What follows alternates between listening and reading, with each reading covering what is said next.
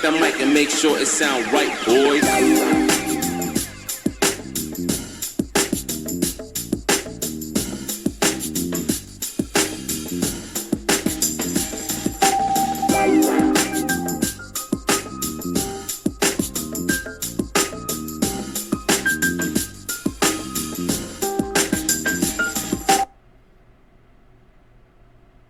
Beleza.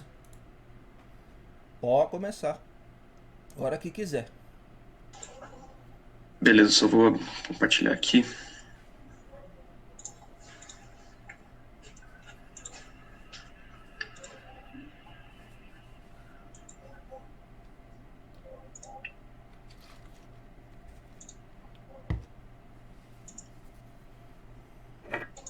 Apresentação.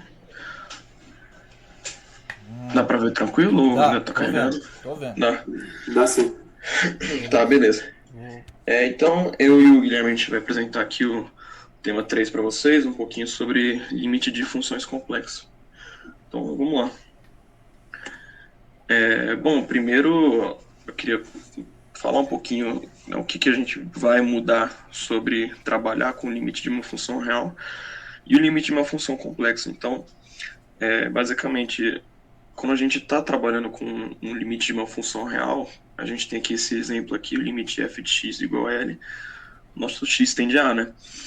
Só que nosso x aqui vai tender a por apenas os dois lados, que é tendendo pelo lado direito ou pelo lado esquerdo. Então, quando a gente está trabalhando com uma função real, a gente possui uma certeza maior de pelo menos que um desses dois valores a gente vai ter tendendo, tá? Diferente de quando a gente trabalha com uma função complexa. Quando a gente está trabalhando com o limite de uma função complexa, a gente vai ter aqui o nosso f de z, né, igual a L, nosso z tendendo a z0. E aqui a gente vai ter uma mudança, porque a gente vai ter um valor z0, só que nosso valor pode vir de várias direções. Então, nosso z pode tender de várias direções. E isso aqui meio que dificulta um pouquinho mais, né? A gente chegar no resultado final, porque a gente pode interpretar vários valores, porque a gente está trabalhando com número imaginário e tal. Então aqui é uma gama de valores maiores. Então por isso a gente acaba trabalhando usando mais alguns conceitos, como conjuntos, vizinhanças, né? Que eu vou explicar um pouquinho melhor aqui nos slides. Só compartilhar a tela aqui, que eu acabei esquecendo de ativar a câmera. Vocês estão conseguindo me enxergar ou tá travado minha câmera? Não. Tô vendo, tá de boa. Dá pra ver. Tá, beleza. Vou voltar aqui, beleza. Então, continuando aqui. Bom, então pelo fato do limite ter uma função complexa, né, desse limite ter uma função complexa ter várias aproximações, é necessário que esse cálculo seja feito a partir de um conjunto, né, vai ficar mais visível, né, o resultado. Então aqui, essa ilustração aqui eu peguei do próprio livro mesmo. Então aqui a gente tem esse conjunto z menos z0 menor do que o raio. Então aqui vai estar o nosso conjunto, nosso raio, e aqui vai ser a nossa vizinhança, tá? Então aqui fica mais ou menos um conjunto complexo. Vou mostrar aqui mais ou menos aqui o que significa vizinhança já. Então, quando a gente está trabalhando com conjuntos aqui, a gente tem algumas definições também. A gente tem a definição de conjunto aberto ou disco aberto, tá? Tanto faz. Então, o que acontece aqui? A gente tem o nosso Z0, nosso conjunto aqui pertencente aos números complexos, e os nossos valores aqui, eles têm uma distância menor do que o raio. Então, a gente não vai incluir alguns valores na borda aqui, tá? Então, nosso Z0 vai ser sempre menor do que o raio. A gente tem também aqui o conceito de disco fechado. Então, a gente tem aqui o nosso Z0 aqui por distância menor ou igual ao raio, tá? Então, aqui a gente vai incluir os valores aqui na borda.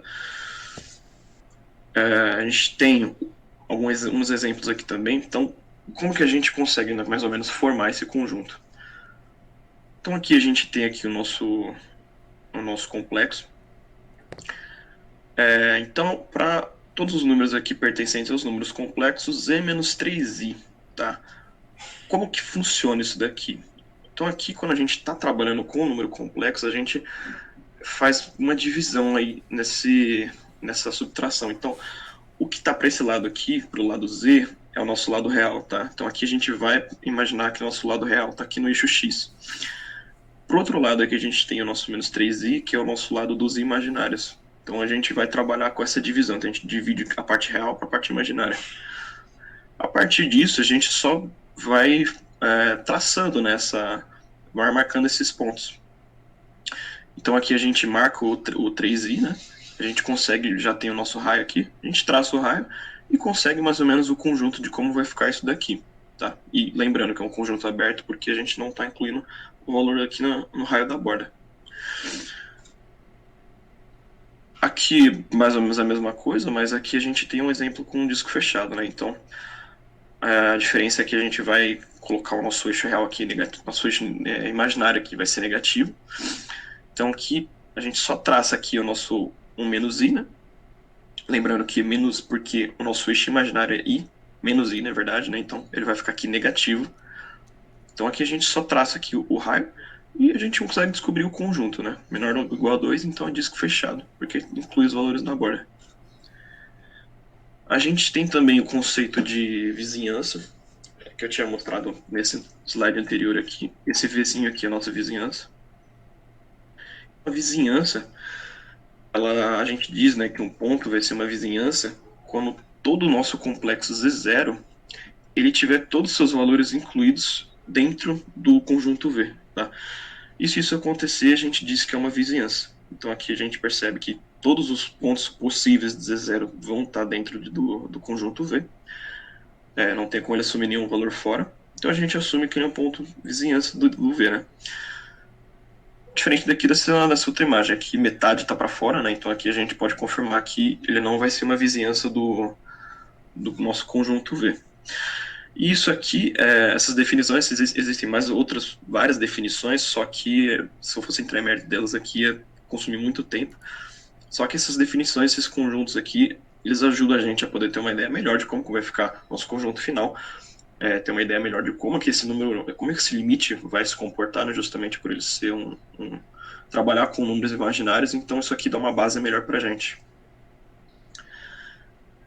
Bom, aqui tem um exercíciozinho, a gente pode entender melhor, mais ou menos melhor como que vai ficar esse comportamento. Então aqui a gente tem essa igualdade aqui, tá? Então ele quer que a gente esboce o conjunto que forma toda essa igualdade aqui dos números complexos. Então z mais 3 menos i tem que ser igual, né, o módulo de z mais 3 menos i tem que ser igual ao módulo de z menos 4i. Tá, como que a gente começa fazendo isso daqui? A primeira coisa que a gente pode fazer é justamente a gente fazer aquela separação de número real para número imaginário. Ou a gente fazer um transporte, a gente transporta a parte imaginária para a parte real, para facilitar o nosso raciocínio aqui.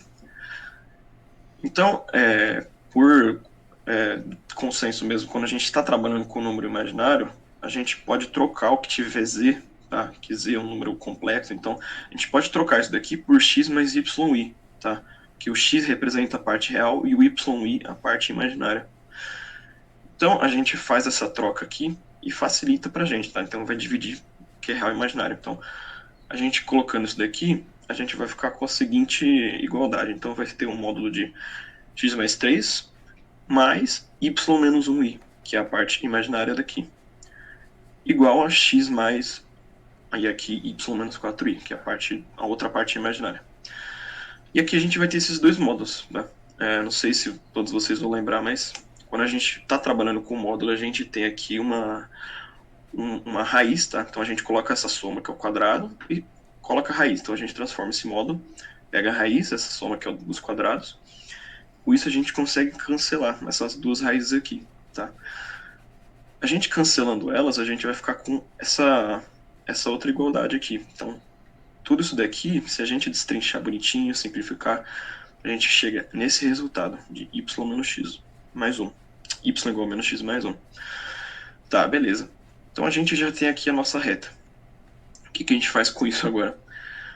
A gente vai traçar a reta, tá? Então a gente traça a nossa reta de menos x mais 1. Detalhe que aqui a gente tem o x mais porque a gente sempre tem que incluir o nosso lado real, tá? É como se esse aqui fosse o nosso lado imaginário. Por isso que tem um izinho aqui também no fim dessa reta, né? Então a gente traçou a reta aqui, e agora, tá? Quando a gente está trabalhando com um número, com um limite complexo, né, com conjuntos, fica mais fácil para a gente visualizar os pontos imaginários quando a gente quer tratar de distância, quando a gente pega a distância de alguma coisa menos alguma outra coisa. Então aqui a gente pode transformar essa equação aqui, z mais 3 menos i, para uma coisa que facilite para a gente visualizar essa noção de distância. Então eu só coloquei aqui um menos em evidência aqui, para ficar z menos 3 menos i, tá? Para poder ter uma noção de onde vai ficar esse ponto. Então aqui você só vai trocar aqui essa parte da equação. A gente consegue achar os pontos, tá? Que vai ser 4i e menos 3 mais i, tá?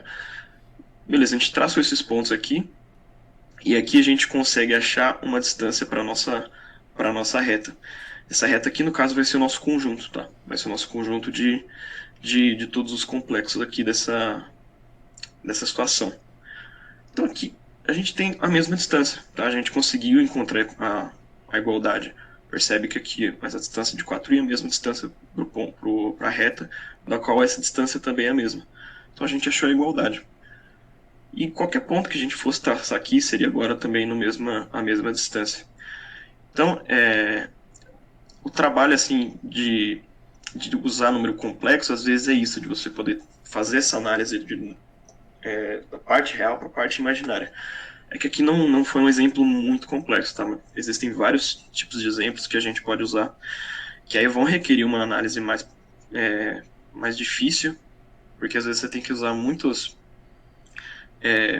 características de números imaginários, mas basicamente é assim que a gente consegue achar um conjunto. Bom, queria falar também um pouquinho sobre como se comporta também essas propriedades de limite para continuidade. Quando a gente usava continuidade com limites reais, a gente tinha essas 3 propriedades aqui, e com os limites complexos não é diferente, tá? Então vai seguir a mesma linha ali. Então, se a gente quer encontrar a continuidade, né, de um conjunto, de um limite, né, a gente pode seguir esses três parâmetros, né? Se o f de 0 existir, se o limite, né, de z tendendo a z0 de f de z existir, e se esses dois forem iguais. Então, se isso aqui seguir, a gente pode concluir que nosso limite é contínuo do ponto. Vou fazer uma pergunta. Pode mandar, professor. Tem 1, 2 e 3. Muitos livros de cálculo em uma variável também faz isso. 1, 2 e 3, do jeito que você fez aqui. Mas vamos fazer uma reflexão aqui. O item 2 e o item 3. Tem necessidade de eu colocar o item 2, de fato? Olha, às vezes fica mais fácil para visualizar. Quando a gente for fazer o exercício aqui eu vou mostrar, mas... Mas eu estou dizendo assim, o fato de você dizer... Porque f de z0, então o ponto tem que estar no domínio. Sim. O ponto que você está analisando tem que estar no domínio. Tá certo? Que é o f de z. E aí o limite de f de z é igual a f de z0. Quando eu escrevo isso, porque isso aqui tem que acontecer, tem que ser, o valor do limite tem que ser o valor da função no ponto. Quando eu escrevo isso, não está de alguma forma subentendido aí que o limite existe? Pode-se pensar que sim, que ele já existe, né? É que por convenção a gente acaba colocando essa segunda afirmação. A minha definição, quando eu escrevo, eu não ponho isso aqui. Item 2. Eu ponho só o item 1 e o item 3. Que é uma ideia que realmente já fica subentendida, né? Essa é uma discussão que surgiu lá no departamento, lá, e, enfim. Isso não tem nada a ver, tá? É só uma conversa. Não, tranquilo, tudo bem. Então vai, manda bala. Vou avançando aqui. Então aqui eu só queria mostrar, né, como que a gente usa, né, esses limites complexos, como a gente faz certinho. Então tem um exemplo aqui bem basiquinho. Então aqui a gente tem o limite de z ao quadrado mais 3, o nosso z tende a ir, e basicamente vai ser o mesmo comportamento quase, né, de como a gente trabalha com limite real, né. Então aqui a gente vai ter nosso z ao quadrado mais 3, Nosso Z tendendo a I, a gente só substitui isso aqui pelo I. E aqui a gente vai ficar com É I ao gatinho ou quadrado é mais 3. gatinha? Perdão, meu gato aqui não, Ah, é um não gato? colabora muito. É o meu gato. Você mora em casa ou apartamento? Mora em casa. Casa, ah. E esse gato aí, passeia pelas casas dos vizinhos também ou não? Ah, é gato de casa esse aqui. Esse aqui não sai. É um Garfield? É um. É um mini frajola. Ah, mostra ele Mas aí ele é pra nós, chorão, cara. viu? Como é o Ele é nome chorão, dele? viu? Qualquer coisa, se ele incomodar, você me avisa que eu dou uma Não, parada. mostra ele aí pra nós. Como é que é o nome dele? É Nick, não sei se. Deixa eu ver se ele tá aqui. Não, ele saiu. Então Agora tá. ele saiu, foi lá pra Beleza, fora. manda bala. Tá. Então aqui a gente só substitui por i ao quadrado mais 3. E detalhe que aqui o i ao quadrado, eu não sei se todo mundo vai lembrar, mas quando a gente trabalha com número imaginário, a gente troca o i ao quadrado por menos 1, tá? Então aqui a gente só troca por menos 1, mais 3 é igual a 2. Bem simples. E agora, trabalhando com continuidade. Então aqui a gente tem uma função, a gente quer descobrir se ela é contínua no ponto z igual a 0. Beleza. Aqui a nossa questão também ela aborda uma coisa aqui que f vai ser f igual a u mais v, vai ser contínuo somente se u e v for contínuo. Tá? O que é esse u e v aqui?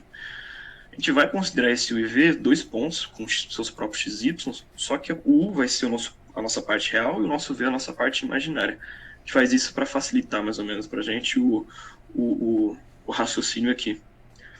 Então aqui a gente tem a nossa função f de z, tá? Ela vai ser 0 se o z for igual a 0, senão ela vai ser essa funçãozinha aqui, esse imaginário de z sobre 1 menos módulo de z, se o z for diferente de 1. Vou explicar melhor o que pode ser esse imaginário aqui.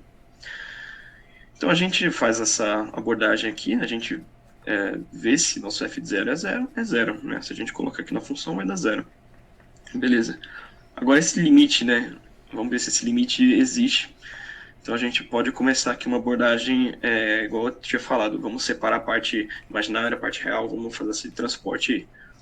Então aqui a gente tem o imaginário de z. A gente pode trocar esse imaginário por y mesmo, porque como eu falei, o y a gente trabalha com a parte imaginária, ele é da coisa. Então a gente fazendo essa analogia, a gente pode trocar o nosso imaginário de z, que é um número imaginário qualquer, tá? Por y. Então a gente troca aqui. Embaixo nosso 1 mantém e o que está dentro do módulo vira a raiz com as somas dos quadrados, né? Do x ao quadrado mais y ao quadrado.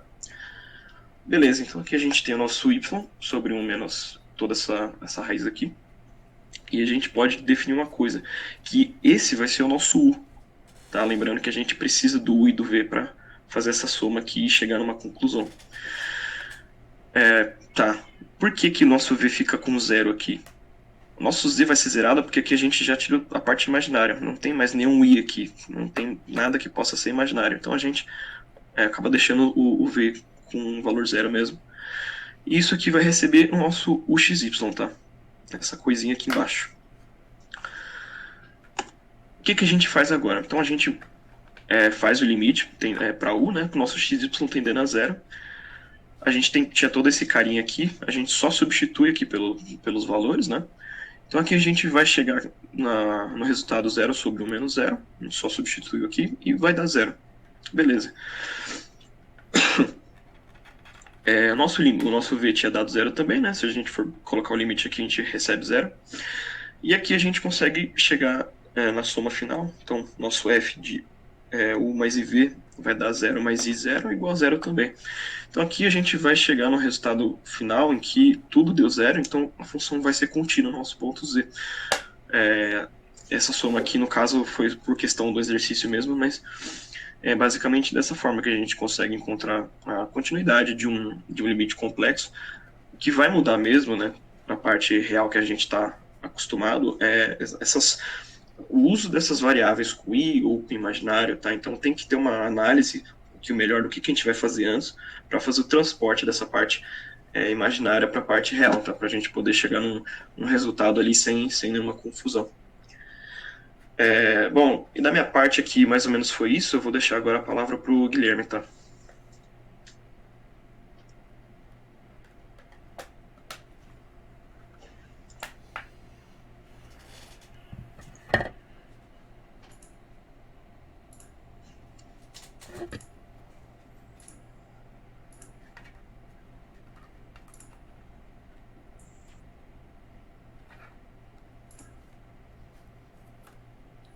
Certo, eu vou dar continuidade na apresentação, então.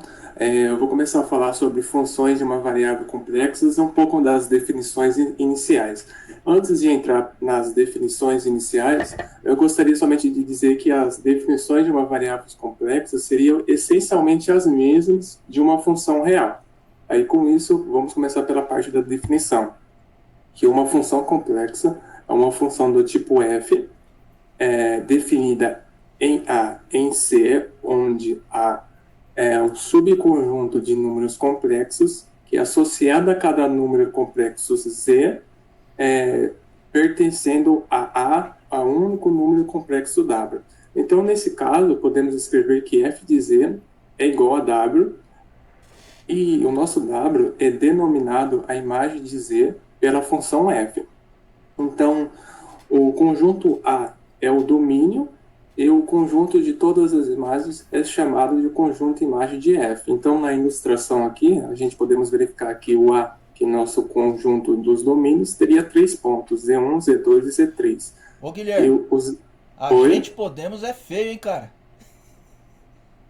Eu não entendi. Como, Você professor? falou a gente Podemos é feio pra caramba. Então, Tá bom, vai, desculpa aí, podemos... manda bala, vai. Nada não. Então podemos definir que o ponto Z1 teria a imagem de W1, ou já o ponto Z2 e Z3 teria a mesma imagem que é o W3. Então podemos concluir que o conjunto imagem de F seria W1 e o W3. E aqui um exemplo para obter os domínios das funções definidas pela lei a seguir. Então verificamos que f de z é igual a 3z menos 2 dividido por z ao quadrado mais 4.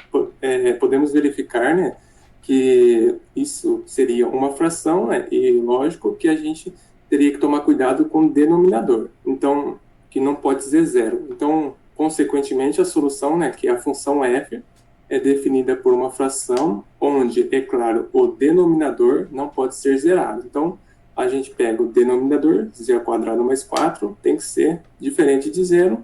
Fazendo essa solução, verificamos que z tem que ser diferente de mais 2i e menos 2i. Então, ao domínio dessa função, podemos concluir que seria todos os números complexos, exceto os números mais 2i e menos 2i. E já na letra B, podemos verificar que seria g de z, z elevado ao cubo, menos 5z mais 1. Logo de cara, verificamos que é uma função polinomial. Então, verificando que essa função, podemos elevar ao cubo qualquer número, podemos multiplicar menos 5 a qualquer número e também negativo a qualquer número. Então, consequentemente, o nosso domínio dessa função seria todos os números complexos.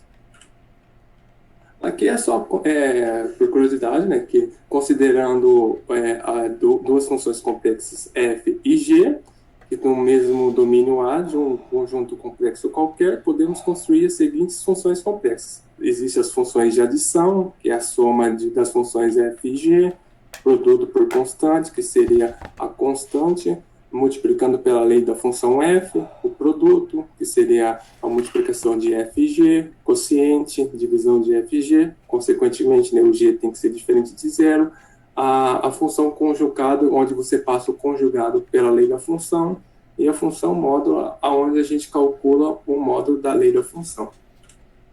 Aqui, expressando uma função complexa em termos de parte real e parte imaginária, a gente podemos verificar que ela é dividida como z igual a x, onde o x seria a nossa parte real, mais y a nossa parte imaginária.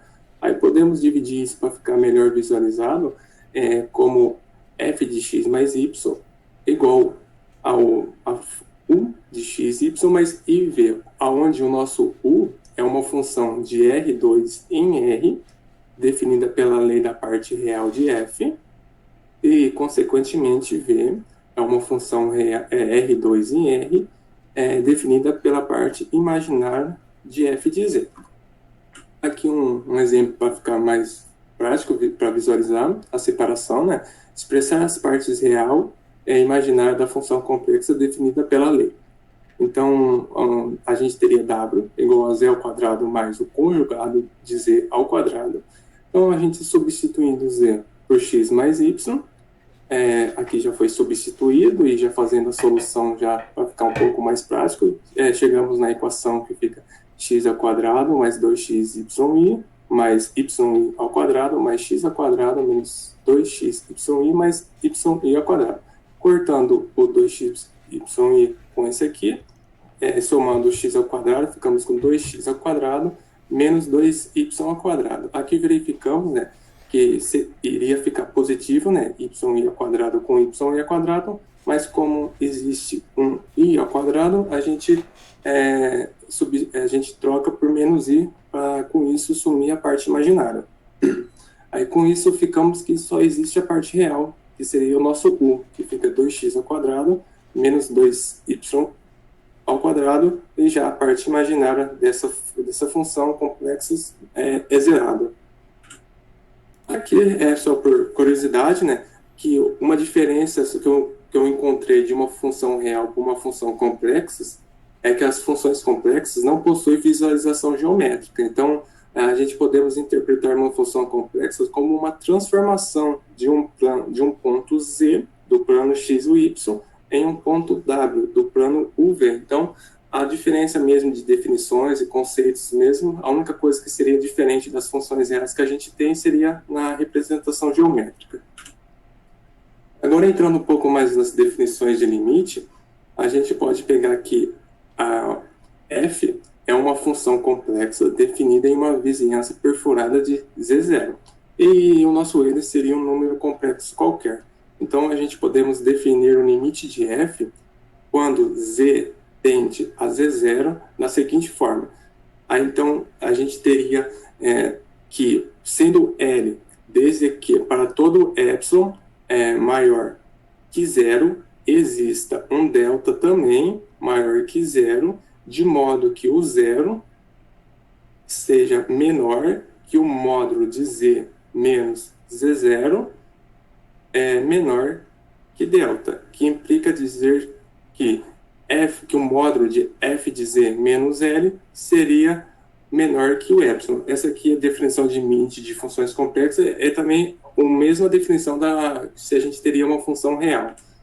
Aqui só abordando o mesmo conceito para a gente podermos relembrar o que o Gabriel Ângelo falou, que também é importante para a apresentação da minha parte, as definições de limite e continuidade, né, o professor já tinha também até orientado que, consequentemente, esse item B aqui é subentendido no item C, a gente não precisava nem colocar algumas definições mesmo, não tem esse item B, que então disse que uma função f é contínua em Z0C, ela está definida em Z0, ou seja, f de Z0 tem que existir. A letra B, se f de Z tem um limite no ponto Z0, quando estamos aproximando de Z0, e, consequentemente, tem que ser o mesmo resultado, né? A letra A e a letra B. Aqui só colocando também que as propriedades operatórias de limite também vão existir, é somente mesmo para a gente poder visualizar que existe o limite da constante de uma função, que seria a constante multiplicada pelo limite da função, o limite da soma, que é a soma dos limites, o limite do produto, que é o produto dos limites, o limite do quociente, que é o quociente do produto. Logicamente, nesse caso, o W2 tem que ser diferente de zero. E aqui também um exemplo prático que o Gabriel Ângelo passou na primeira parte da apresentação. Eu vou entrar não muito detalhadamente igual ele falou, só vou apresentar os pontos essenciais e depois eu vou apresentar outros exemplos, mas esse é um exemplo bem prático, que é bastante fácil de visualizar, que a gente tem f de z é igual a zero se z for zero, e já f de z a imagem de z dividido por 1 menos o módulo z, caso z for diferente de 1. Então, a gente verifica que o f de 0 é zero pela própria função que ela passou, e aí com isso a gente já começa a poder descobrir o valor que seria o limite de f de z quando z tende a zero. Então, aí separando a parte imaginária, nesse caso, seria o nosso y, aí substituindo o módulo de z por raiz quadrada de x ao quadrado mais y ao quadrado, consequentemente temos que a parte real, que seria o nosso 1, é y dividido por 1 menos raiz quadrada de x ao quadrado mais y ao quadrado, e a parte v, que é a parte imaginária, é zerado, porque não tem. Então, consequentemente, verificamos que o u e o v são zeros, junto com f de zero, que deu zero, então f é contínua em z igual a zero. Então, como também o Gabriel Ângelo falou antes de entrarmos no teorema, tipo, no caso dos limites de funções reais de uma variável, só existia duas formas de proximidade pela tendência, ou era pela esquerda ou pela direita. No caso dos limites de funções complexas, existe uma infinita forma de aproximar pela tendência. Pode ser por uma reta, que como vai ser esse exemplo que eu vou passar, uma parábola, uma cúbica, e existem outras formas também. Então, o primeiro teorema para a gente poder encontrar um limite, né, que o limite de uma função complexa, quando existir, é único. A gente visualizando a letra A, verificamos que o limite de z dividido pelo conjugado de z, quando z tende a zero, então, a gente fazendo a proximidade por eixos. Nesse caso, esse setinha vermelha estaria representando a proximidade pelo eixo dos reais, né? Então, consequentemente, o z ele fica na forma de x. Já a seta azul está se aproximando pelo eixo dos imaginários. Então, consequentemente, o nosso z é de forma y, que é a parte imaginária. Então, substituindo, para fazer o cálculo, verificamos que o limite de z dividido pelo conjugado de z é igual, representando agora a parte dos reais. A parte dos reais de z é o próprio x, já o conjugado das partes reais de z é o próprio x também, não muda sinal nem nada. Então, verificamos que o resultado deu 1. Já trabalhando com a parte imaginária, a parte imaginária de z seria yi, positivo, já o conjugado da parte imaginária de z fica menos yi, por causa que o conjugado troca o sinal da parte imaginária. Então, consequentemente, o resultado deu menos 1, e a gente consegue verificar que isso não é o que o nosso teorema fala de ter um único resultado. Então, a gente podemos concluir que esse limite não existe nesse exemplo. Já no exemplo 2, seguindo a mesma linha de raciocínio, só com um pouco diferente no resultado, a gente podemos verificar que o limite dos reais de z dividido pela imagem de z, quando z tende a zero, fazendo a mesma linha de raciocínio. A gente vai primeiro se aproximar pelo eixo dos reais, então, consequentemente, o nosso z fica na forma de x. Então, temos que o limite de reais de z pela imagem de z, imaginários de z, né, é igual ao limite reais de z. Como verificamos, é o próprio x. Já a parte imaginária do eixo dos reais não existe, consequentemente é zero. Então, como podemos verificar, né, que essa divisão seria uma divisão por zero, que nesse caso a gente não precisa nem fazer com a outra parte imaginária, que não existe essa divisão. Então, consequentemente, também esse limite não existe. Opa, peraí, deixa eu fazer uma pergunta lá, volta lá. Pode? Isso aqui não seria uma indeterminação? Sim. Mas indeterminações não pode dar algum valor? Também tem um pouco essa definição nos cálculos mais avançados, né? Mas de logo de cara, que quando a gente verifica que quando dá um número, uma divisão que não existe, a gente meio que para no cálculo, mas sim existe a possibilidade de dar uma continuidade. Igual você falou que dá uma indeterminação, mas aí isso é um pouco mais complexo para apresentação, eu achei, no meu entendimento. Deixa eu entender aqui o problema, o B. É o limite da parte real sobre a parte imaginária. Para z tendendo a zero.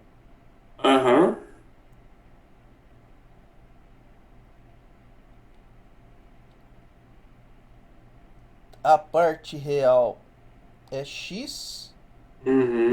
A parte imaginária não é y? Então, é que nesse caso, primeiro, né, como no exemplo anterior, eu tô pegando somente o eixo dos reais. Entendi. Eu tô fazendo então, a proximidade pegando, na verdade, de eixo. O teu z ali, ele é só o x. Isso. Uhum. É x mais 0i. Uhum. Certo. Exatamente. Então pera aí. Vou mostrar que não existe. Tá, continua aí. Vamos lá. Eu vou Tá, pensar. já tá finalizando já. Aí um segundo teorema que eu achei importante na apresentação para podermos finalizar é que seja uma função f de z de modo que o u, x, z mais iv, então temos que o limite de f de z é igual a w quando z tende a z0. Se somente c, o limite de u, que é a parte real de f de z, for igual a u0, que seria a parte real de w.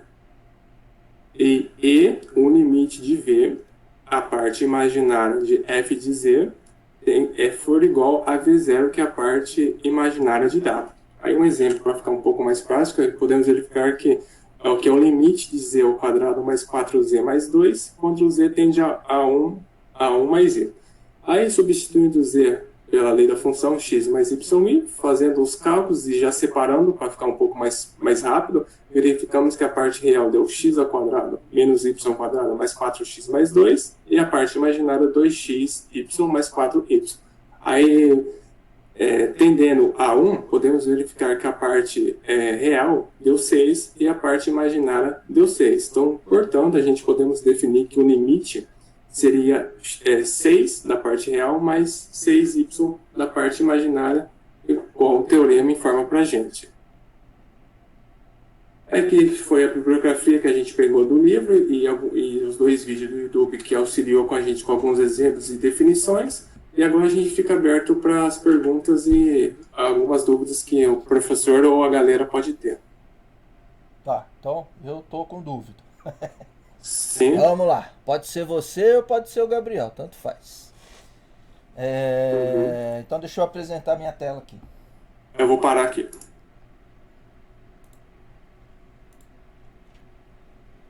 Deixa eu trocar aqui um negócio.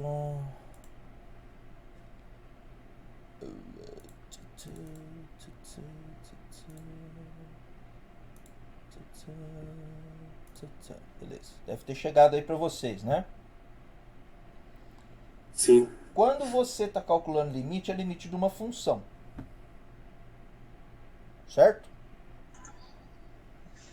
Beleza. Certo. Ok. Aí naquele exemplo que você deu lá, naquele exemplo lá que você deu, você calculou o limite da parte real de z sobre a parte imaginária de z. É isso, né? Para z tendendo a 0. Ok. Tá, então deixa eu entender aqui. A sua função f de z, nesse caso, é a parte real dividido pela parte imaginária. Isso que é a função, tá? Então a f de z é igual a parte real de z dividido pela parte imaginária de z. Bom, vamos pegar alguns valores desta função antes da gente entrar na questão do limite. Então essa aí é a sua função.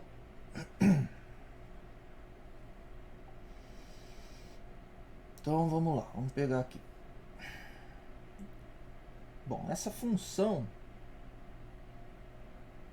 primeira coisa, essa função, vamos ver o domínio dela. Domínio de f. Então, vamos tentar entender. O domínio de f é de tal forma que o imaginário de z não pode ser 0. Senão eu não consigo fazer essa conta. Concordam comigo ou não? Sim. Sim, é verdade. Então o imaginário de z não pode ser 0. Então, digamos assim, vamos pensar. Aqui, esse ponto poderia ser? Poderia. Esse ponto aqui poderia ser? Poderia. Porque o imaginário aí não é zero. Onde que o imaginário de Z vai dar zero?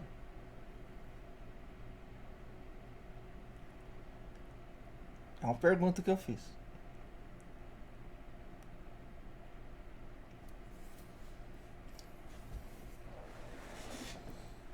E aí, onde é que o imaginário de Z dá zero? Ai, cadê meu?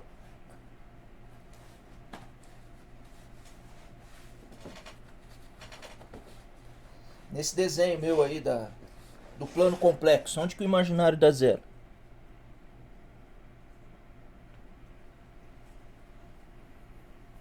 Qual é a figura geométrica deste plano complexo aqui? Qual é a figura geométrica nele aí que números complexos têm sua parte imaginária igual a zero?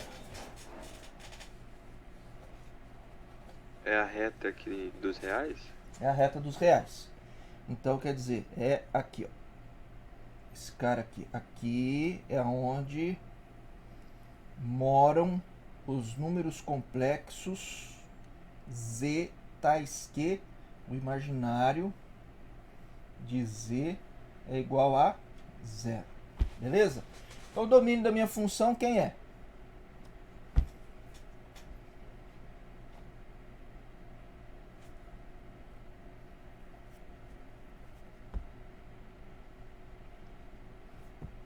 Complexos menos...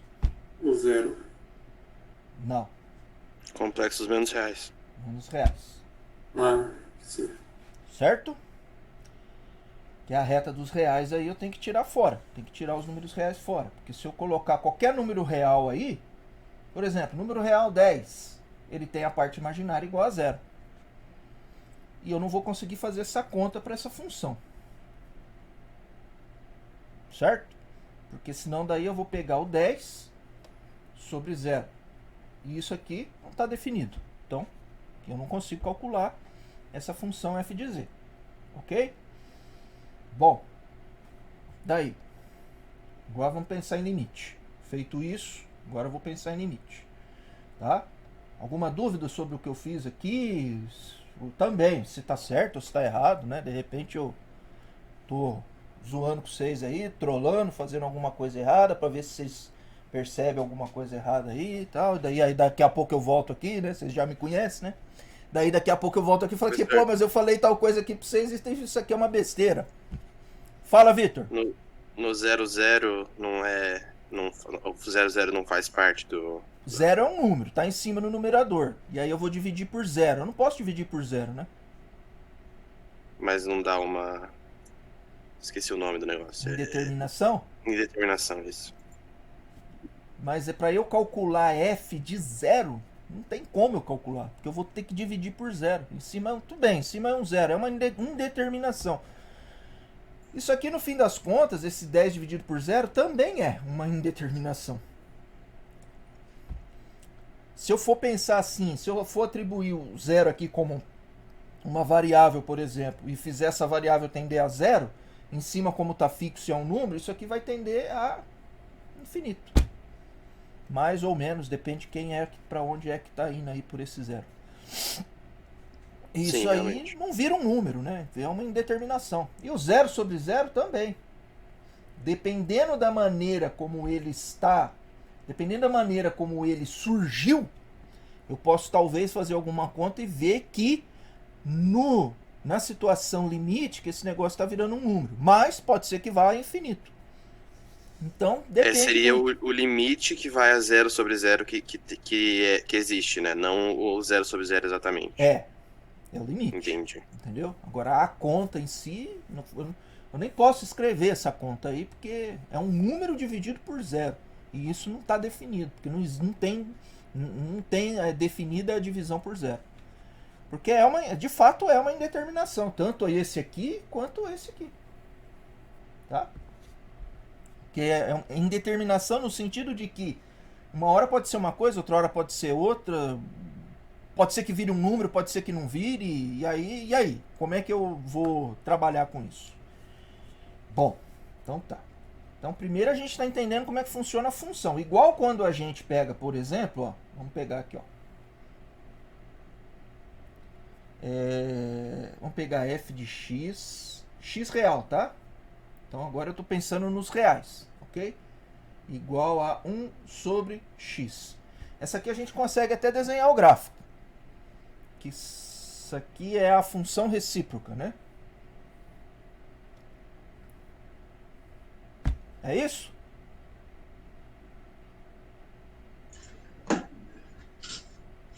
É isso aí, professor. Beleza. Ok. Essa função, se eu pegar x igual a 0, aqui, eu não consigo, ela não está definida para x igual a 0, eu nunca faço esse cálculo. Né? Então, daí ferrou. Então, quem é o domínio para essa função? O domínio dessa função, reais menos o zero. Qualquer outro número real eu calculo. Para o zero, eu não calculo. Ok.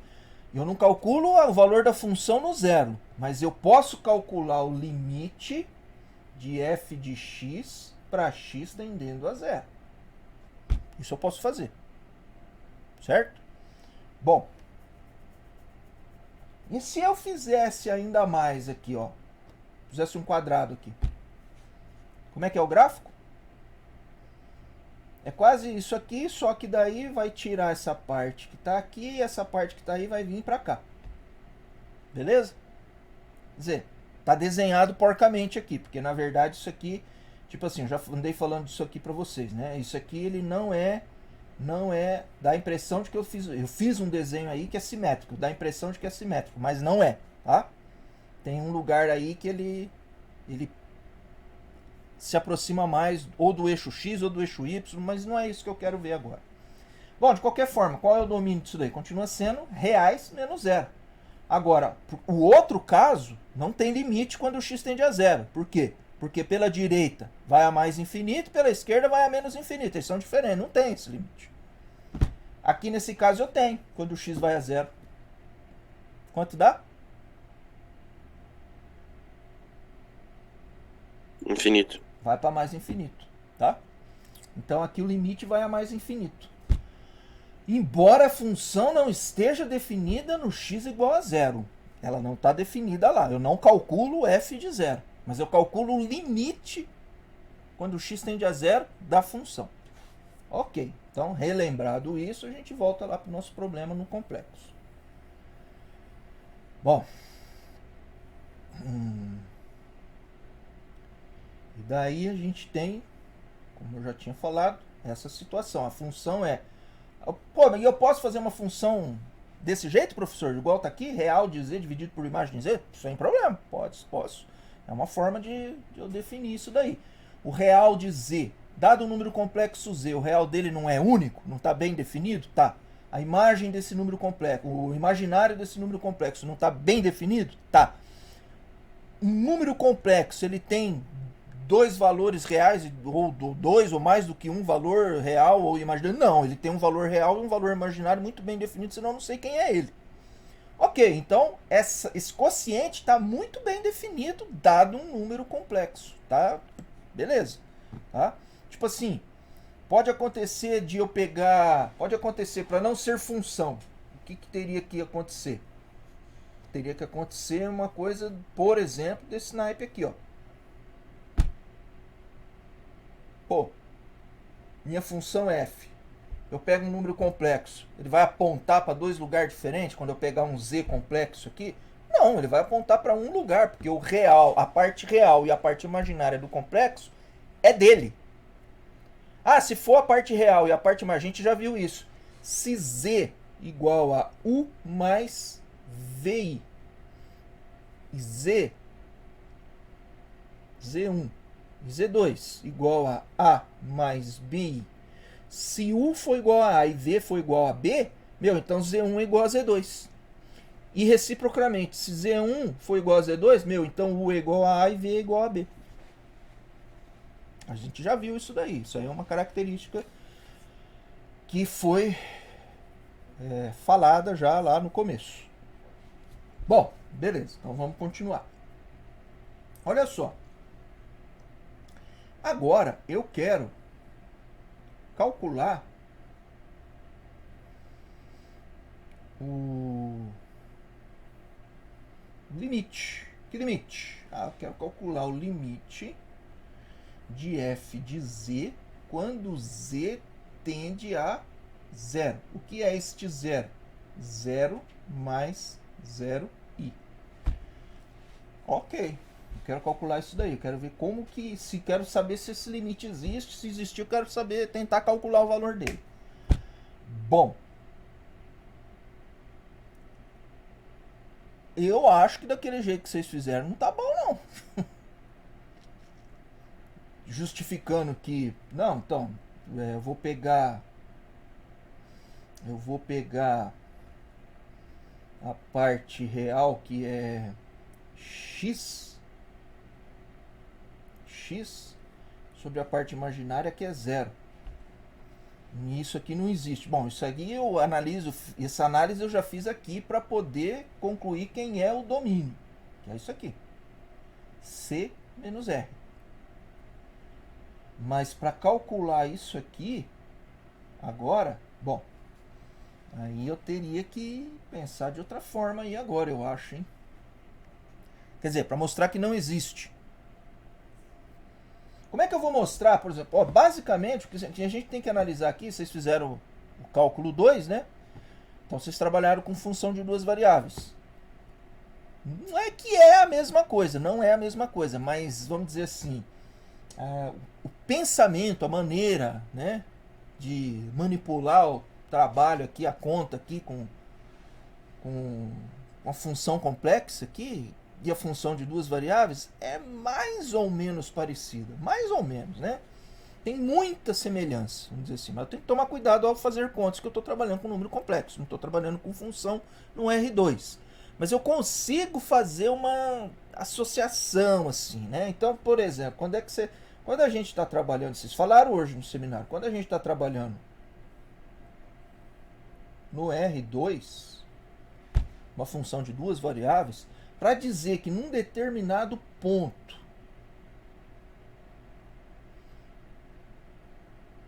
P1, P2, Px para y, Px, Py, ponto P. Para falar que uma função não tem limite nesse ponto P, qual é a maneira? Uma das maneiras de fazer. Uma das maneiras de eu fazer isso aí é... eu vou pegar dois caminhos.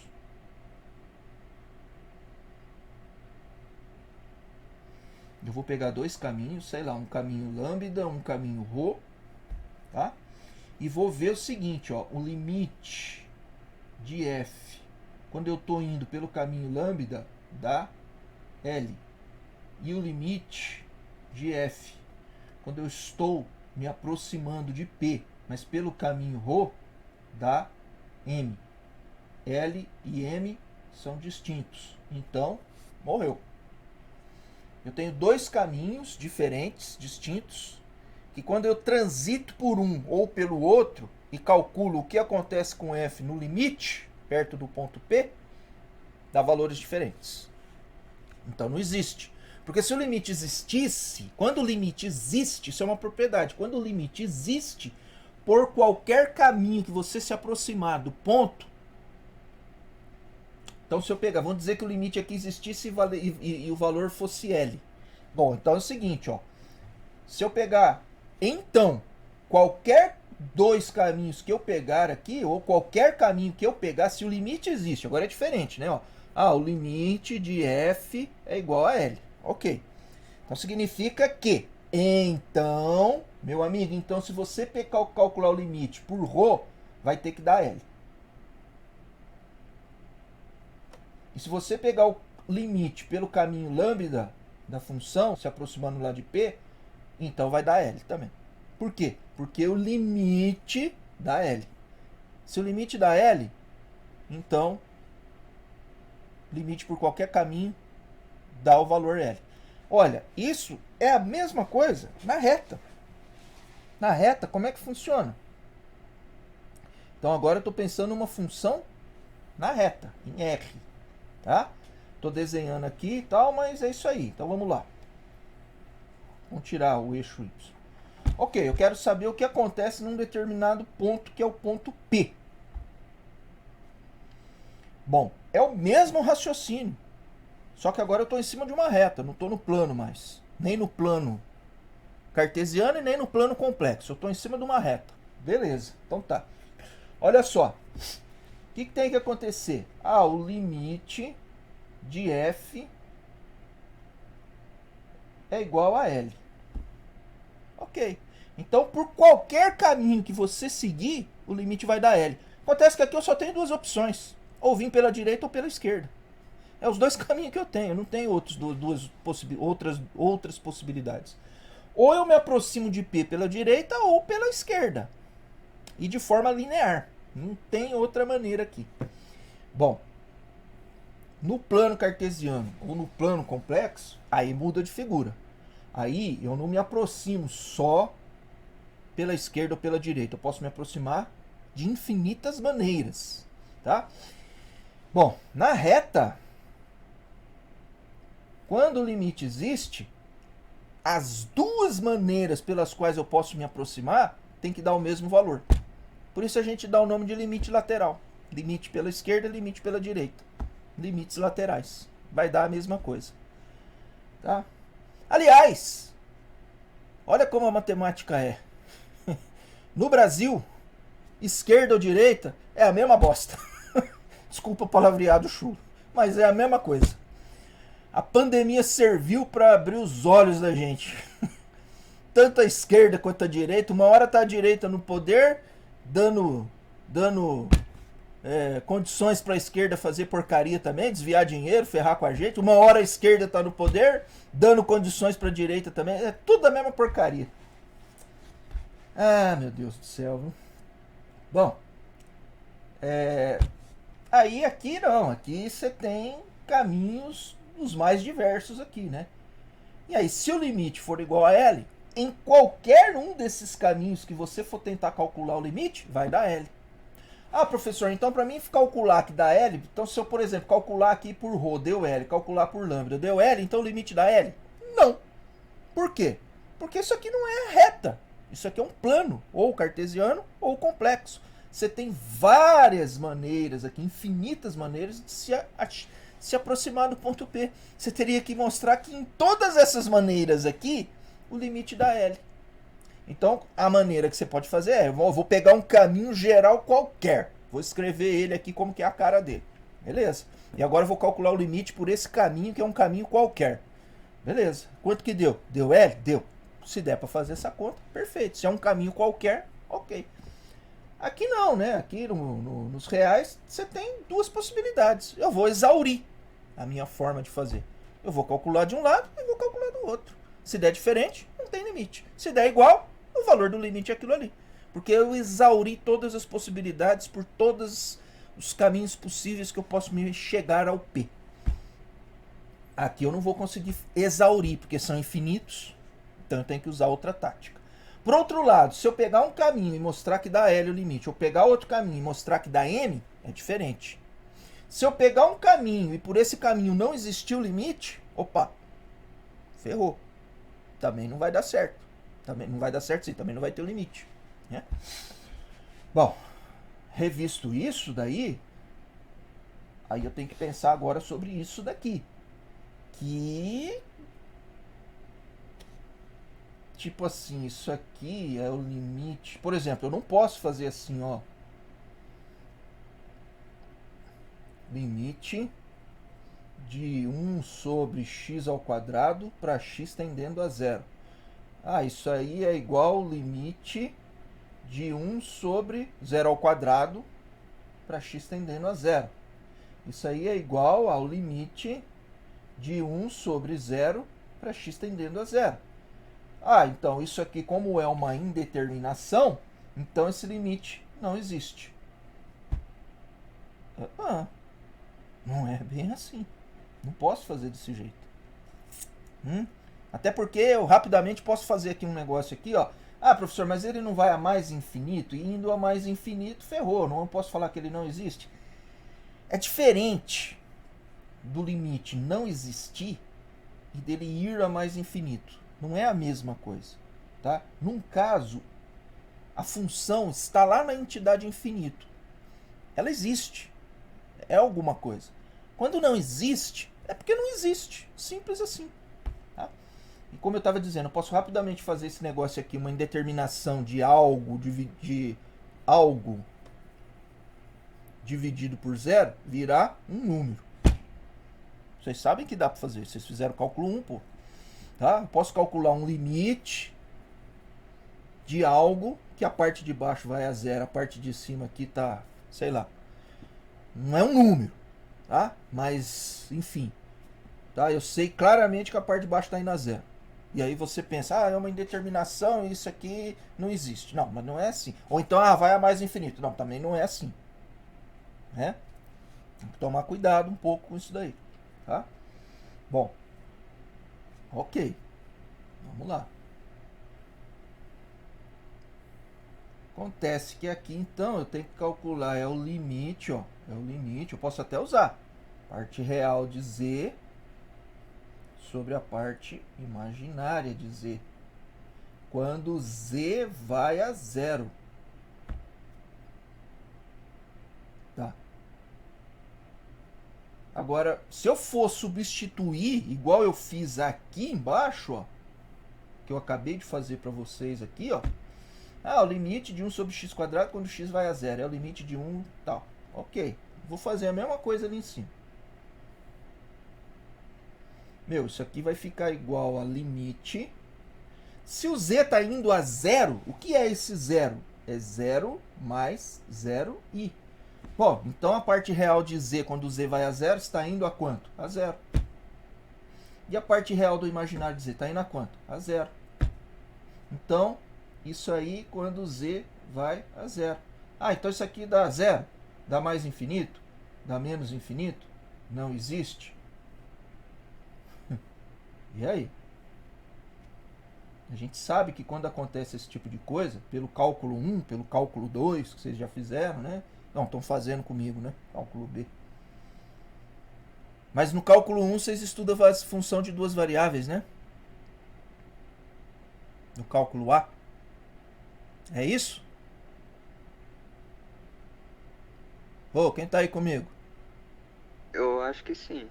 Não lembro direito. Puta merda, hein? Bom, não é no nosso curso de cálculo B. Então, em algum curso de cálculo anterior, vocês devem ver isso daí. Como é cálculo B, eu presumo que é o cálculo A.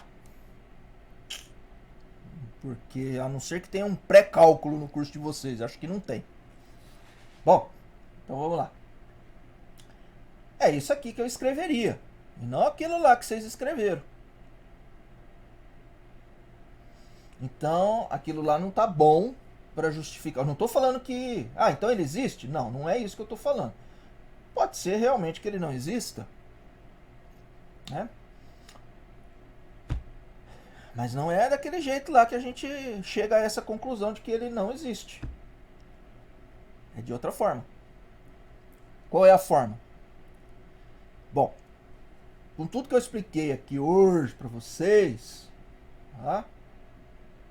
E para os dois que fizeram a apresentação, então amanhã, antes de começar apresentações, eu vou querer que um dos dois... Bom, na verdade eu vou querer que os dois expliquem para mim como é que eu provo que aquilo lá não existe. Porque do jeito que está provado lá, não está provado não. Certo? Certo. Tá bom. Quem que são os outros dois que iam apresentar? Opa, é aqui, professor. É Gabriel Ganapoletti e o Zé Vitor. Então tá. Deixa eu parar aqui. Bom, mais alguém tem pergunta?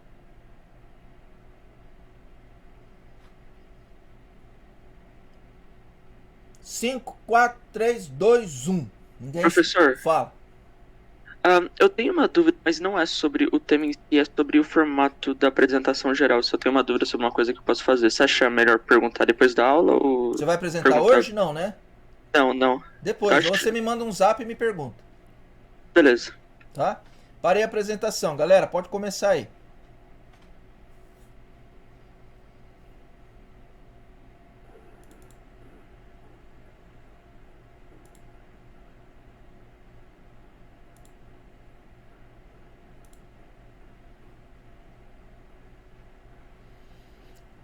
Funções analíticas. Beleza, vamos lá. Bom dia. Eu e o José Vitor vamos apresentar o tema sobre funções analíticas. Começando por mim, Gabriel, e meu primeiro conteúdo que eu vou apresentar agora vai ser propriedades do limite. Bom, propriedades do limite consistem em alguns teoremas, e eu vou explicar agora para vocês quais são. O teorema 1. Se o limite de f de x com x tendendo a igual a L, e o limite de g de x com x tendendo a também igual a m, então nós temos que 1. O limite de f de x mais g de x com x tendendo a é igual ao limite de limite de f de x mais limite de g de x com ambos x tendendo a é igual a L mais m. A mesma coisa nós temos para a subtração. E, por exemplo, limite de f de x menos g de x com x tendendo a é igual ao limite de f de x menos limite de g de x com L menos m. Agora, a multiplicação, que nós temos o limite de f de x vezes g de x com x tendendo a também, nós vamos ter que limite de f de x vezes limite de g de x é igual a L vezes m. Agora, quando o limite de x for f de x dividido por g de x com x tendendo a, nós temos que o limite de f de x dividido por o limite de g de x com x tendendo a vai ser igual a L dividido por m, desde que o m seja diferente de zero.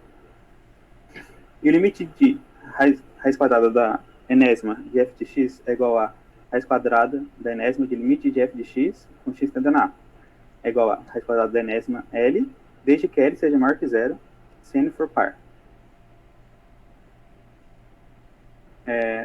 Dentro desse teorema é bom explicar que, em outras palavras, o limite de uma soma é a soma dos limites, o mesmo valendo para a subtração e para o produto.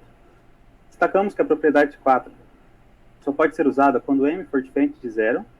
Isso ocorre porque queremos dizer que o limite vale L por m, e isso não faz sentido no caso em que m for igual a zero, pois não podemos dividir por zero. Isso não significa que não é possível calcular o limite de uma fração quando o denominador se aproxima de zero. Na propriedade 5, quando n é par, temos a restrição L maior que zero. Ela é importante para garantir que o número raiz enésima L esteja bem definido. Por exemplo, se o limite de f de x com x tendendo a igual a menos 1 não faz sentido tentar usar a propriedade para calcular o limite da raiz da função f com x tendendo a a. De fato, como a função f de x, como a função de f de x, se 1 aproxima de menos 1, não podemos calcular a raiz da função f para valores x próximos de a, visto que não existe raiz quadrada de número negativo. Eu separei um exemplo aqui. Para todo a pertencente aos reais, temos que limite de x ao quadrado com x tendendo a é igual ao limite de x vezes x com x tendendo a, que é igual ao limite de x tendendo a vezes limite de x tendendo a, que é igual a vezes a, e aí sim fica a ao quadrado. Aplicando a mesma propriedade repetida vezes, vemos que limite de x elevado a n com x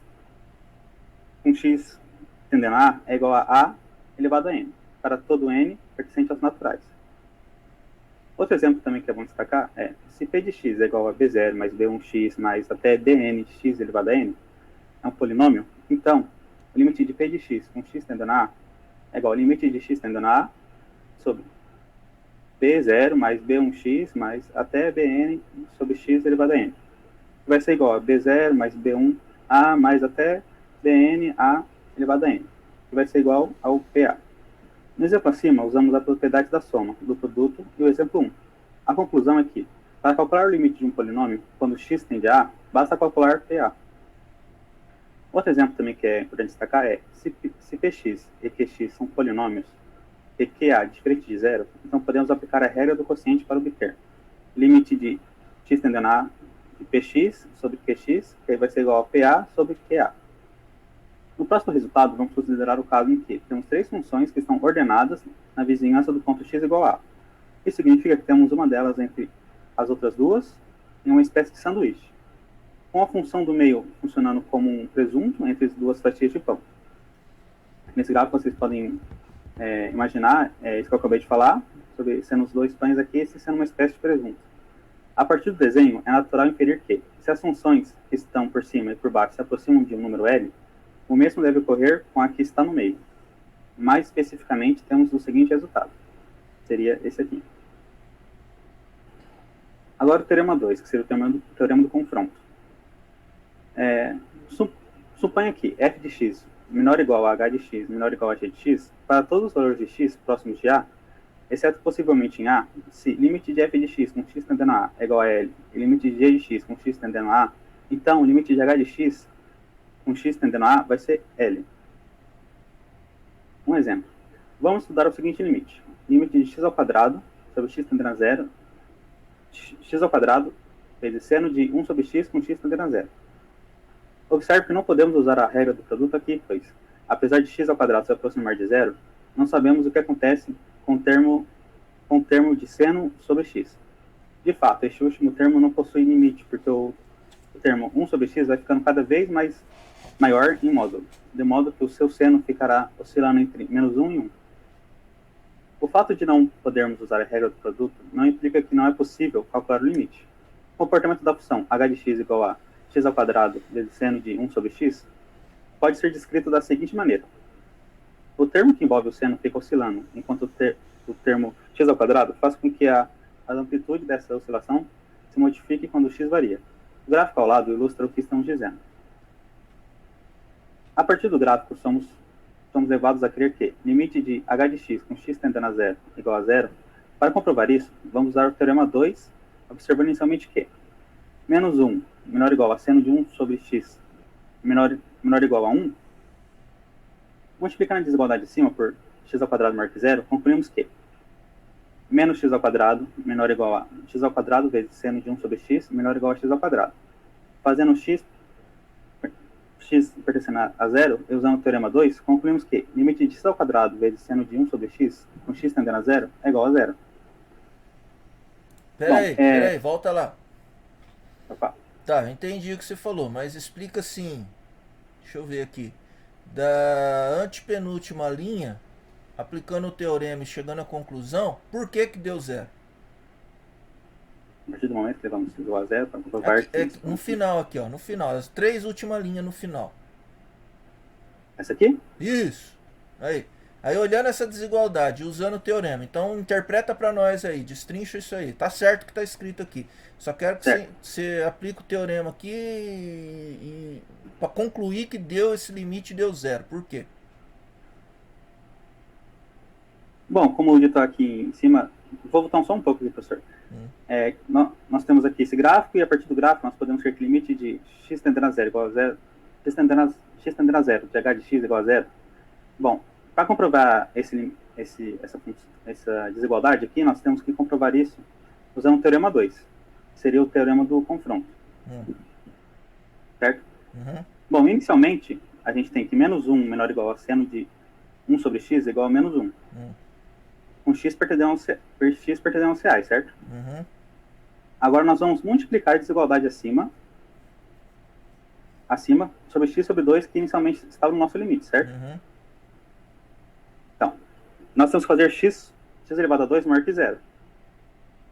Se nós colocarmos que x ao quadrado maior que zero, a gente pode concluir que menos x ao quadrado por menor ou igual a x ao quadrado vezes seno de 1 sobre x, que eu acho que você quer que eu explique, né? Menor ou igual a x ao quadrado. X ao quadrado, eu acho que qualquer número que a gente for colocar aqui vai ser, obviamente, maior que esse x ao quadrado vezes seno de 1 sobre x, né? E como esse x ao quadrado aqui vai virar um número negativo por causa desse valor de menos aqui, então acho que faz sentido, né? Ele ser x ao quadrado vezes seno de 1 sobre x ser... Não, essa desigualdade está certa, está correta. Sim. Eu quero saber como é que você concluiu, a partir dessa desigualdade toda aí, a última coisa aqui, que o limite de x quadrado vezes seno de 1 sobre x dá zero. Bom, nós fazemos que x pertence a zero usando o teorema 2. Não, tem. Você quer que eu conclua isso? Como é que você concluiu isso daí? Bom, inicialmente a gente usa o teorema do confronto, como eu disse anteriormente. E eu posso destacar aqui essa frase aqui. O comportamento de uma função de h de x é igual a x ao quadrado seno vezes 1 sobre x pode ser descrito da seguinte maneira. o termo que envolve o seno fica oscilando, enquanto o termo x ao quadrado faz com que a amplitude dessa oscilação se modifique quando x varia. Bom, então, o que fez aqui foi nada mais que usar o termo do confronto, professor. Acho que não... Ok, mas como que você usou ele aí? É isso que eu quero saber. Como é que você usou o teorema do confronto aí? Professor, posso ficar no final da aula? Que a gente está com pouco tempo agora e o José Vitor tem que falar. Tá Pode bom. ser assim? Pode. Então, José Vitor agora.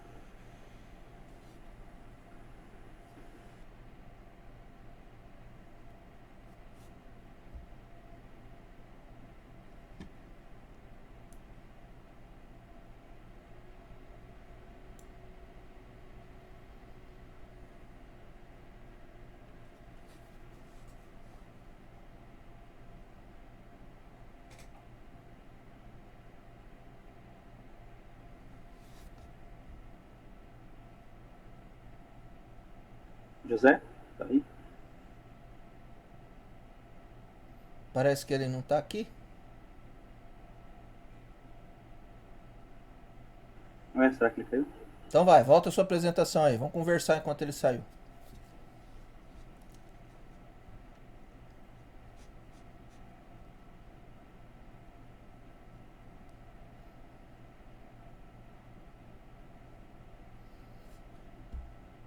Beleza, então. Eu quero entender como é que você saiu do menos x quadrado menor ou igual. Como é que você usou o teorema do confronto aí? Explica pra nós aí como que usa o teorema do confronto aí.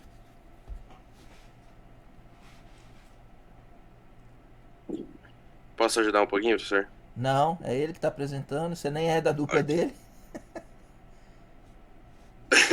Ah, o José Vitor voltou. Professor, Tá bom, vamos lá. Vamos deixar o José Vitor então apresentar.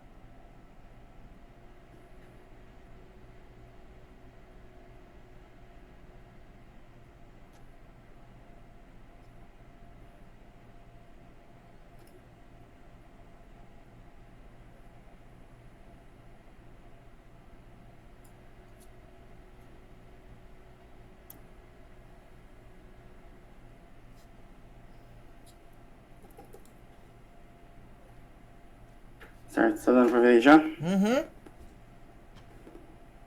Sim, pode ir. Já. Tá. Bom dia, professor. Sou José Vitor. Então, continuando aqui com a apresentação. O Gabriel estava explicando as propriedades do limite. Eu vou agora começar a definir mesmo as funções analíticas para as variáveis complexas. Bom, a definição de derivada de uma função de variável complexa é formalmente a mesma que no caso de função de variável real. Seja f uma função cujo domínio é uma região R, e seja z um ponto de R. Essa definição está na página 49 do livro, que o professor passou para a gente, do Geraldo Ávila. Bom, então, prosseguindo aqui, eu vou apresentar algumas fórmulas para contextualizar. Bom, então, a gente tem que limite de ΔZ tendendo a zero para f de z mais ΔZ menos f de z por ΔZ, que é equivalente a limite de w tendendo a z para f de w menos f de z dividido por w menos z. Se o limite das fórmulas anteriores existe, definimos então uma nova função de z, que seria a derivada da função f. Então, a nossa fórmula fica assim. A derivada de z, né, é igual ao limite de ΔZ tendendo a zero, f para z menos ΔZ, menos f de z dividido por ΔZ, que é igual ao primeiro limite ali. Mas o primeiro limite ali, não, o primeiro limite qual? Volta lá. O primeiro limite ali não tá igual ao último aqui. O que? Esse aqui? Esse primeiro limite aí não tá igual ao último, não. Por quê? Conta pra mim. Não, então, pelo que eu entendi, a gente faz esse limite. Não, tô falando não. Se ele existe, Não é isso. coloca na Tô falando derivada. que esse limite, o primeiro Eu acho limite não que tá se igual aplica ao o que o último. senhor falou. Oi? O primeiro limite não tá igual ao último. Ah, não, sim, desculpa, o caso do sinal. Uhum. Eu falei errado só, desculpa. O sinal ali é mais ou é menos? Não, é menos, desculpa. Então no primeiro é mais ou é menos? Não, no primeiro é mais, e aí aqui é menos. Ué, mas por que é menos aí?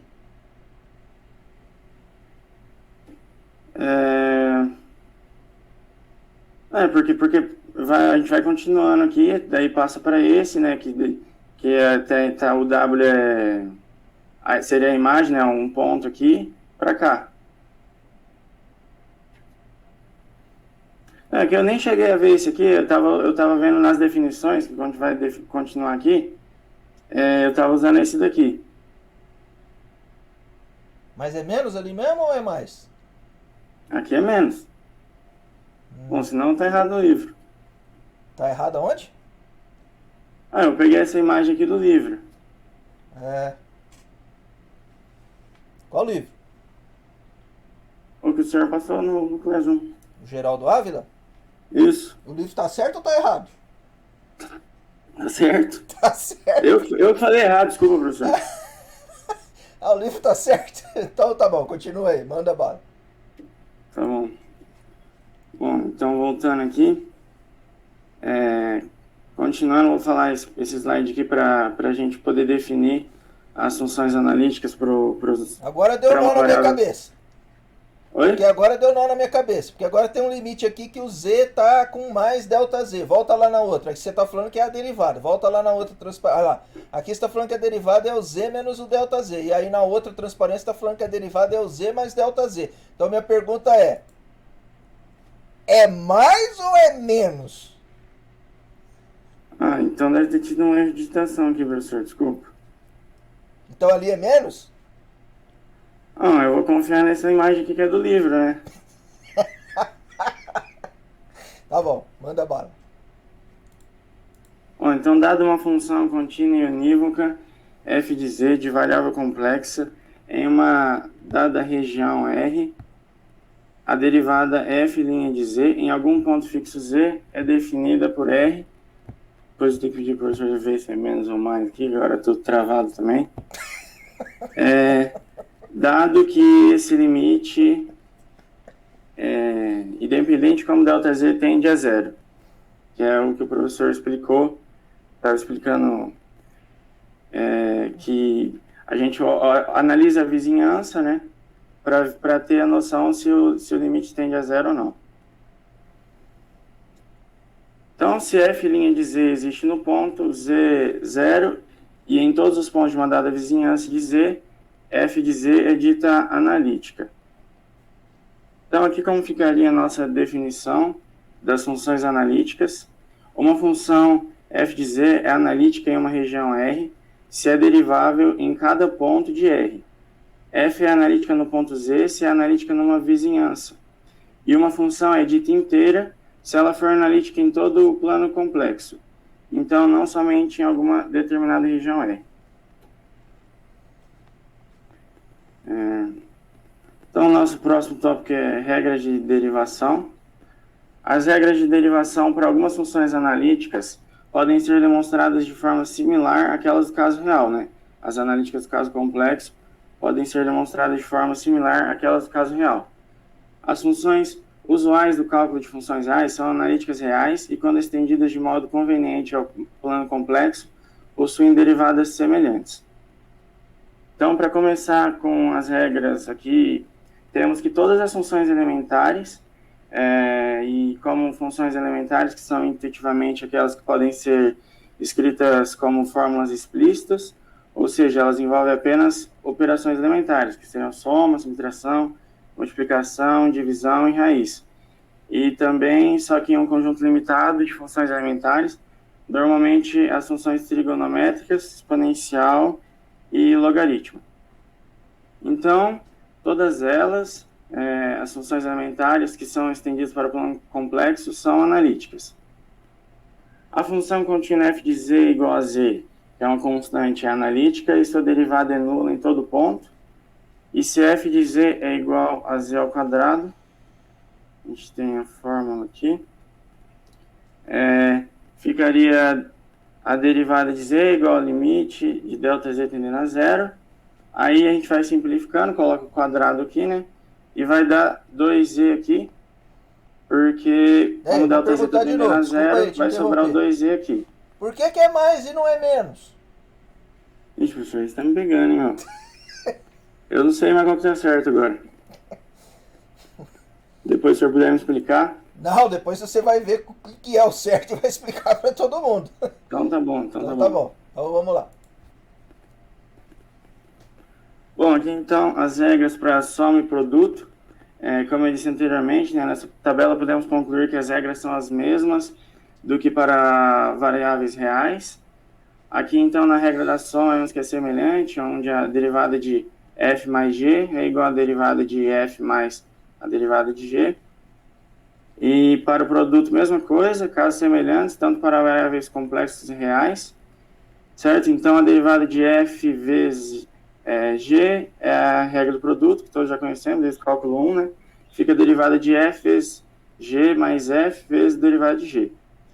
E, por fim, aqui no tópico C da tabela, a regra do quociente, exatamente igual a conhecemos, a derivada da divisão f por g é igual à derivada de f vezes g, menos f, vezes a derivada de g dividido por g ao quadrado, se o g for diferente de zero. Bom, aqui esse slide é bem interessante, que eu vou apresentar algumas diferenças das funções analíticas com variáveis reais e com variáveis complexas, para deixar claro então. Uma função real f de x pode ter a primeira derivada contínua, e no entanto não possuir a segunda derivada.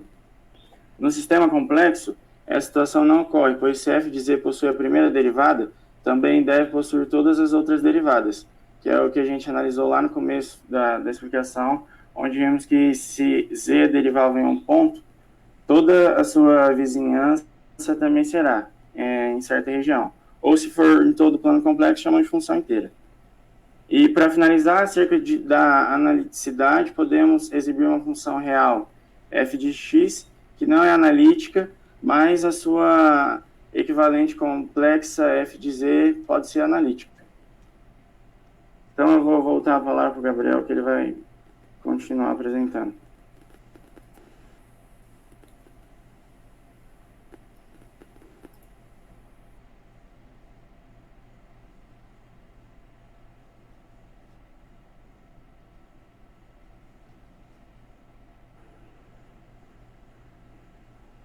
Opa, voltando aqui à apresentação, dando alguns exemplos do que o José acabou de falar. Além disso, temos um resultado importante. Se f é uma função derivável em z0, então ela é contínua neste ponto. Ô Gabriel, ajuda nós aí. Lá é mais ou é menos? Oi? Naquele mais e menos lá que eu perguntei lá pro Andrei, aquilo lá é mais ou é menos? Pro José? Pro José Andrei, né? Ah, tá. É mais ou menos? Opa, aí. Vou voltar aqui. Aqui? Antes. Não, é aí. É aí. Então, aqui tá falando que é mais, aqui tá falando que é menos. É mais ou é menos? Ou é mais aqui mesmo e aqui é menos? Acho que é mais que menos aqui é mesmo. Não sei se essa, entre parênteses da função, equivale ao W, né? É isso que você... isso aí eu sei. Sim, isso aí eu sei, equivale ao W. Tô olhando o primeiro limite e o último limite. Um tá falando que é mais, o outro tá falando que é menos aqui, ó. Certo. Então é mais ou é menos ou tá certo? É isso aqui mesmo, é mais e é menos aqui. Acho que é mais ou menos aí, né, professor? Sim. Bom, continuando. Para ver isso, notamos que f' de z0 é igual a limite de z tendendo a z0 de fz menos fz0 sobre z menos z0. Definimos g de z é igual a fz menos fz0 sobre z menos z0 menos f' de z0. E, portanto, limite de gz de z tendendo a z0 é igual a 0. fz igual a fz0 mais z menos z0 vezes função de gz mais z menos z0 vezes f' de z0. E dessa última expressão nós temos que, limite de f de z com z tendendo a z de 0 é igual a f de z0. Logo, ela é contínua. Exemplo 6. A função fz é igual a z mais i vezes 3z mais 1 ao quadrado sobre z vezes z menos i vezes z mais 2 ao quadrado. Chama-se função inteira a toda função que é analítica em todo o plano. Os polinômios são os exemplos mais simples de funções analíticas. Eles são funções inteiras a seguir. São funções inteiras. A seguir vêm as funções racionais, definidas como quociente de dois polinômios. Essas são as analíticas em todos os pontos que não anulam o denominador. Por exemplo, a função f de z. Z mais 2 vezes 3z menos 1 ao quadrado sobre z, de z menos 3 vezes z mais i ao quadrado. É analítica em todo o plano. Executamos o zero do denominador, isto é, z igual a 0, 3 e menos 1. Professor, nosso trabalho acaba aqui. Você quer mais... Deixa eu voltar aqui para... Não, vamos fazer o seguinte. Peraí, só um pouquinho, deixa eu ver um negocinho aqui. Nós só um tempinho, peraí. Quem que é que apresenta amanhã? Tá na sala quem apresenta amanhã? Eu e minha dupla, professor. Vamos começar, eu acho. A gente tem o tema 5. Pedro e quem mais? Yuri. A minha E o Yuri. minha dupla também. A dupla do André? Tô com o tema 6. Tema 6, tá. Ok, André. Você é a segunda dupla a apresentar então, é isso? É isso. Tá. Bom, o que nós vamos fazer? Deixa eu só ver um negócio aqui rapidinho. Pera aí, só um pouquinho. Pessoal. É coisa de 1 minutinho no máximo pra gente resolver aqui. Pera aí. Tá. O Polete e o Andrei. Amanhã eu preciso que vocês me respondam a minha dúvida lá. Na verdade são duas dúvidas, né?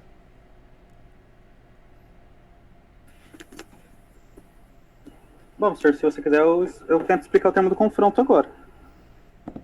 Não, a gente vê amanhã. Então tá bom. Tá bom? E aí o Beleza. Andrei vê pra mim aquele sinal lá, se tá certo, se tá errado, se é daquele jeito mesmo. Se for daquele Não, jeito, vou por que tentar que é mais, entender por que o que é porquê. menos? Tá. Beleza? Beleza. Tá bom. Aí o Pedro começa fazendo com a dupla dele lá amanhã, que é o Pedro e o Yudi, né? Yuri. E o Yuri, tá. Tá bom. Então aí vocês começam amanhã. E aí, André, se der tempo você faz, se não der, fica pra semana que vem. Beleza? Ok, certo. Então tá bom, pessoal. Valeu. Muito grato. Muito obrigado. Vamos que vamos. Cuidado com a porcaria da Covid. Até amanhã. Valeu, professor. Até amanhã.